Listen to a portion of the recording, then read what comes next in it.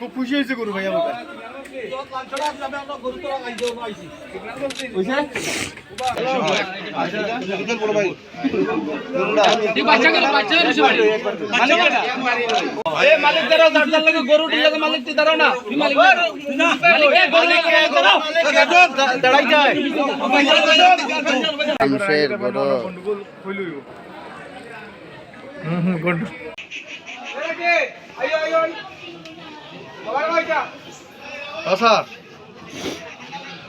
Case দিলে মাথা তোল কেস দিলে হও না তুই দুই তিনটা মাটার কেস দেন তো দিকে সকালে মিল্লা বেচা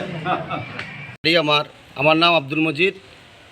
আজকে গত 14-15 দিন ধরে আমার গরু টেকি পাইতাছি না। আমি এবং ফেসবুক সব জায়গা খবর করছি, সবরে জানাইছি, মেম্বার প্রধান প্রত্যেকটা এলাকাত জানাই আইছি তোমার গরু টেকি পাই না। এরপরে খবর পাইছি টুকাই গিয়ে কেন খবর পাইছি একজন ভদ্রলোক আলু বিশ্বাস আছিল। তো ভদ্রলোকে কইছে এরকম একটা গরু অমুকানো সকালে 1 ঘন্টা বাখরে আর বাকি 8টা দিন গরুর ভিতরে পলিথিনের আগলাত রাখে। তো ওরা নি তোমার গরুটা একটু দেখিয়াও। ও গেছি যাওয়ার মধ্যে তো আমার গরুকে দেখছে, দেখার বাদে তো তোমার ডাক আমার বসছে। এরপরে ডুগিয়া দেখি এগু আমার গরু লগে আমার বাইর গরু। ভাইয়ের নাম কি? আব্দুল করিম, তার নাম হইল আব্দুল করিম, এমনি ডাকুন সেবু।